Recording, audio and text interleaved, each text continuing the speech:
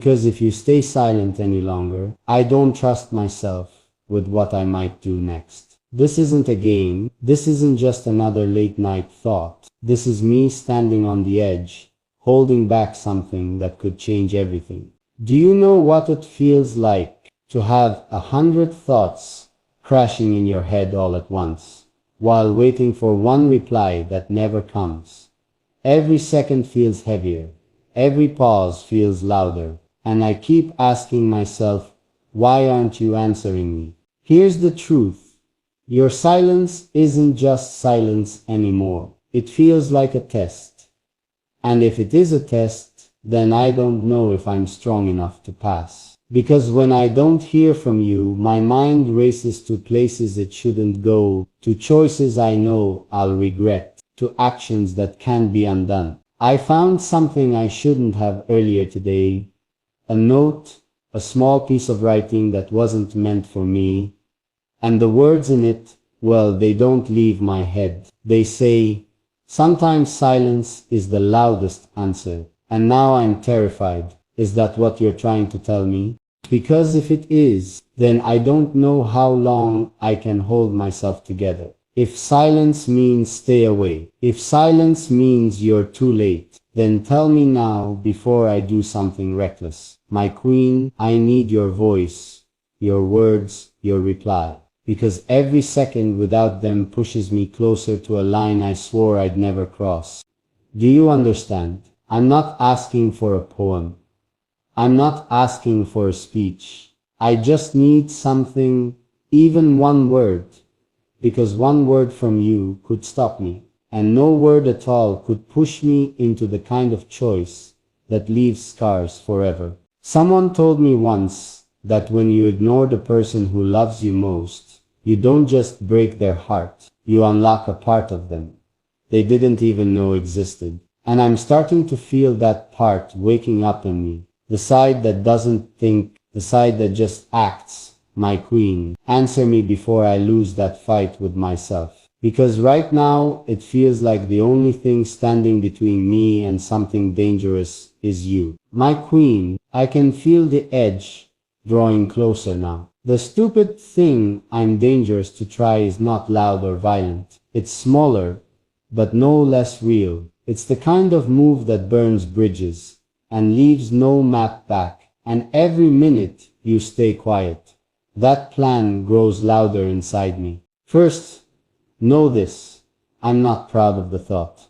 I don't want to scare you, but the truth is, I'm thinking of leaving everything behind and walking until I can't be found. Not to run from you, but to run from the weight of waiting. That sounds extreme, I know, but when silence stretches like a road with no end, people do things to feel something again. Leaving is easier than facing the empty phone. When I imagine walking away, I imagine a small bag, a train ticket bought with cash, and a night with no calls. The idea of a clean break can feel like freedom for a second, but freedom built on silence becomes a prison later. Then there's another dangerous thought. I picture myself confronting someone who hurt you, not in a fight, but in a scene I replay again and again in my head. I see myself saying hard words, blaming, demanding answers. And after those words, there's no fixing. That kind of action changes who we are forever. Confrontation can look like courage, but it often hides fear. When people act out of panic, they hurt the very thing they wanted to protect. I know that, but the anger that waits in my chest is loud tonight. Now the third scary idea. I could erase traces of us from the places that remind me of you, delete photos, burn notes, throw away things that keep memory alive. The thought is cold and final. It's a stupid, clean action that feels like control in a world where I feel helpless. But control at that price is a different kind of loss. Those small erasures look like solution at first, but later they feel like theft. You can't steal back time by burning paper. You only make the empty place louder. Then there's the gamble I think about in quiet rooms. I might post one message, a loud, public line about how tired I am of waiting. It would pull people in, make others choose sides, and force the conversation into the open. It could fix things by making truth loud, or it could explode everything, making the hurt public and raw. Public pain is messy and sharp. Going loud brings allies and enemies both. The people who rush to help might actually make things worse without meaning to. The ones who step back might judge instead of understand. Once it's public, we ride whatever the world gives us. Terrorzetters Habsud. Now think about the quiet danger. Doing nothing, sitting, breathing, holding a hand in the dark, and not asking for what we need. That silence slowly eats the edges of us. Over time, it turns small breaks into permanent cracks. Sometimes the stupid thing is to let the silence win. Every action has a cost. Leaving by space but loses closeness. Confrontation may bring answers but creates walls. Erasing memories gives a clean slate, but steals history. Going public brings help but also pain. Doing nothing lets hurt grow until it cannot be fixed. I tried to plan a safer move. Instead, I wrote a letter that said what I feel without the heat of a text. I folded it, put it where you would find it when your hands were free, and walked away to calm my voice, so I wouldn't say something stupid out loud. The idea was to let words breathe on paper, not burn in a screen. When I came back, the letter was moved, not read, not torn, just moved to a drawer with other small things. That quiet act felt like rejection. It was louder than a shouted answer. It told me that maybe silence is not empty. Maybe it's a choice. Then I tried a small test. I left my phone down and stepped into the next room, hoping you would send one word to stop me. Anything. I counted heartbeats. I replayed memories. I listened for the sound of your reply. The seconds crawled. Each tick felt heavier than the last. In that quiet, I realized how many small moments shape the big ones. A light left on, a mug in the sink, a certain song on the radio. These small things hold meaning. If you answer, you can calm the storm with the smallest line. If you don't, the storm gathers. Now the dangers shift. I got a call from someone I shouldn't have answered. It was a voice that said, "Are you alone?" My hand shook. I thought about telling them to go away, but curiosity and fear mixed, and I told a half-truth. That half-truth hung heavy, like a stone tied to a promise. Small choices like that open doors we didn't plan. When you act without thinking, you give others the shape of your fear, and fear is something they can use. So now I sit on the edge of three paths again. One involves leaving tonight and losing the chance to speak again. One involves stepping into a fight that might make you safe, or might make you gone. One is to say nothing and hope the quiet heals us. All are dangerous. All are stupid if done without you. I picked up the phone to make a move, and my thumb froze over the screen. The place where I was about to press send showed a single unsent line. "I can't do this alone." My chest tightened. That message could call for help, or it could call for an end. "So now you are the reason I wait. Your reply can stop me from doing something I will later hate. Your silence can push me into action that changes us forever." The clock is soft in my ears, but it keeps moving. My queen, my thumb hovered, frozen above the send button. For a beat I imagined the sound of the message leaving, a small click that would change the shape of the night. I wanted help. I wanted a breath, a line, anything that would put the fight back into calm. Instead, the room felt so loud I could hear my own pulse. Then something broke the silence. Not a soft sound, but a sudden heavy noise from outside. Glass tinkled in the alley like a small bell. Then a shout cut through the air. My head snapped up. The world that had been narrowing to my phone widened all at once. The shout was not angry, it sounded like surprise and fear mixed together. People on the street began to talk. Quick words that built into a shape I could not yet name. I pressed my hand to my mouth, because I could not tell if the noise was relief or the start of more trouble. I stood and moved to the window very slowly. The streetlight painted the pavement in stripes.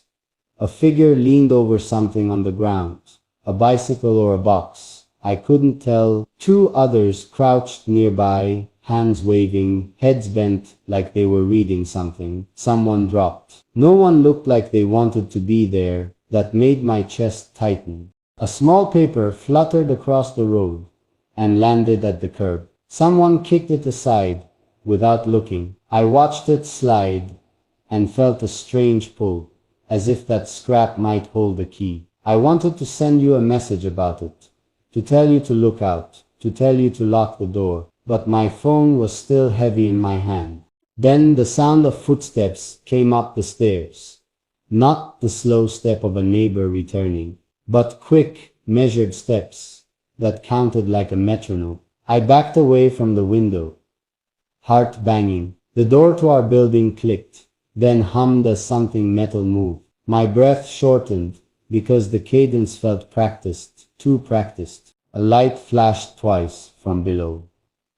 Not a car light, but a small beam thrown up toward the windows. The beam scanned once, then again, and when it caught the glass near us, it made a thin reflection that moved like an eye. My skin crawled because someone was checking the house, not by accident, but on purpose. I thought about calling out your name, to wake you, to make you say something to stop me doing anything rash. My voice felt small. I swallowed and only heard my own whisper echo back. The sound that finally left me was less than a word and more than a plea. Come on. It was meant for myself as much as for you. A message tone cut through the stair noise. My phone lit up with an unknown sender. The screen showed a single line preview. He shouldn't stay. No context, no sender. The letters sat on the glass like a cold finger. I wanted to smash the phone, to throw it into the sink and run until my legs forgot where home was. Instead, I read the words again. The meaning changed each time I looked. A warning, an order, a threat. My mouth dried because the line could mean many things, and none of them made the night feel safe. Then the knock came at the door. Not hard, not loud, but with the same calm rhythm as the stairs. 3 taps, pause, 2 taps. The pattern felt like a code I had heard before in a lifetime of small alarms. I moved toward the door with slow steps, each one heavy. Through the peephole, I saw nothing but a shadow standing too still. No face, just a shape under the dim hallway light. I pressed my forehead to the door and listened. The knocks came again, and this time a soft voice said, "Open up.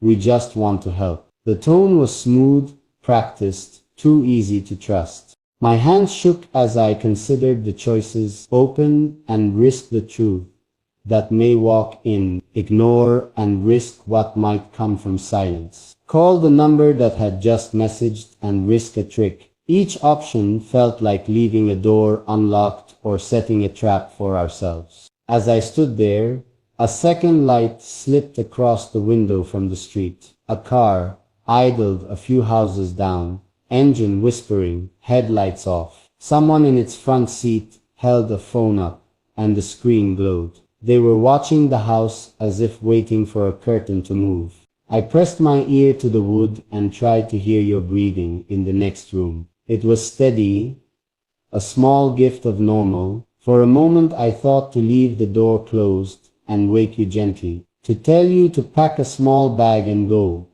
to get out while the knock was only a knock. But the idea of waking you and asking you to run filled me with shame and fear. Then, faint as a moth's wing, I heard your phone vibrate from the corner table. My heart jumped because if you answered now, everything could change. If you stayed silent, if you slept through the sound, everything could still change. The room balanced on a knife. I reached for your phone, not to read your messages, but to put it in my pocket and be ready to move. My fingers touched the glass and the screen lit, a single incoming message preview. 3 small dots that meant someone was typing. The dots blinked once, twice, and then froze. And then, in the dark, between blinks, a shadow shifted at the edge of the hallway, and a soft, clear voice, not through the door but behind the steps below, said one simple line I was not prepared for: "She will answer."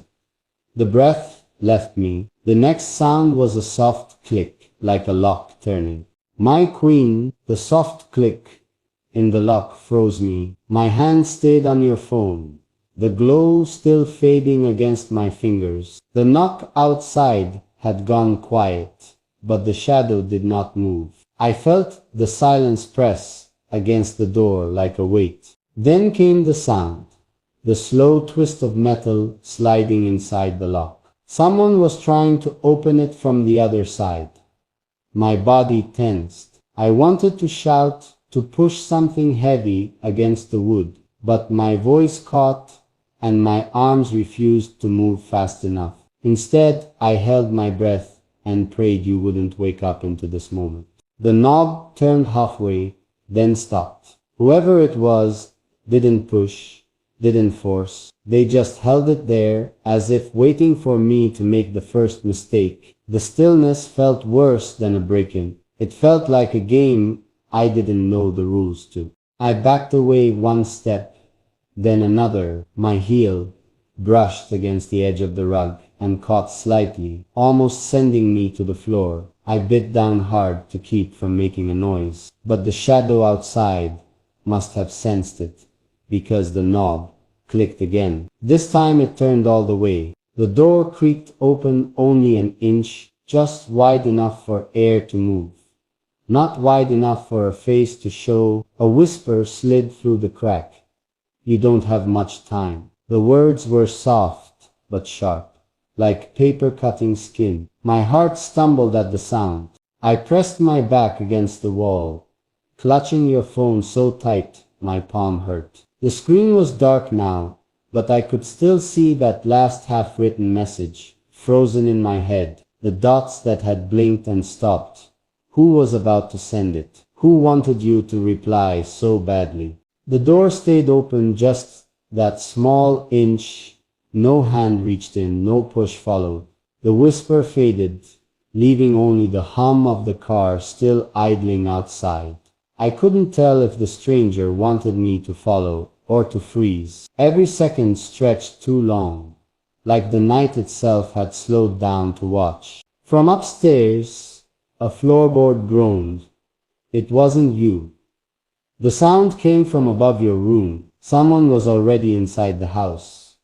My skin turned cold because it meant the danger wasn't only at the door, it was above us, breathing the same air. I wanted to run to you, to shake you awake, to drag you out into the street if I had to. But what if opening your door too fast gave us away? What if the person above was listening for that exact mistake? My chest burned from holding back panic. The whisper came again, sharper this time. "Answer her. Do it now." My head spun. Answer who? On whose phone? Your phone still sat in my hand, waiting for a reply that hadn't been written yet. The thought clawed at me. What if replying was the only way to stop this from getting worse? I moved toward your door, holding the phone like a weapon, though I knew it wasn't one. My hand hovered just above the handle when I heard it, the faintest sound of breathing on the other side. Not yours. Too heavy, too slow. Someone else was already in your room. I froze in place, every nerve screaming. The breath was steady, measured, like someone standing still in the dark and waiting. My throat closed up. I couldn't call your name. I couldn't even swallow. I leaned closer, just enough to confirm the sound wasn't my imagination, it was real. As I leaned, your phone lit up again in my palm. This time the message finished itself. The frozen dots vanished, and one line replaced them. Don't open her door. My knees almost gave way. The warning came too late. My hand was already on the handle. And then it happened. The door to your room opened on its own.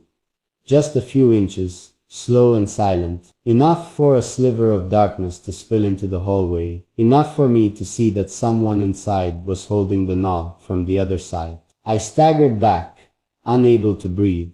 The whisper at the front door hissed, more urgent now. Close it, before you lose her. At the same time, the breath in your room grew louder. Whoever stood inside had not moved forward, had not spoken. But they wanted me to know they were there. They wanted me to hear them. The choice split me in two. Shut the front door and risk what waited inside your room. Push into your room and risk the trap already set there. Or stand frozen until one of them chose for me. My queen, my hands shook as both doors hung half open, shadows stretching from each side, pulling me apart.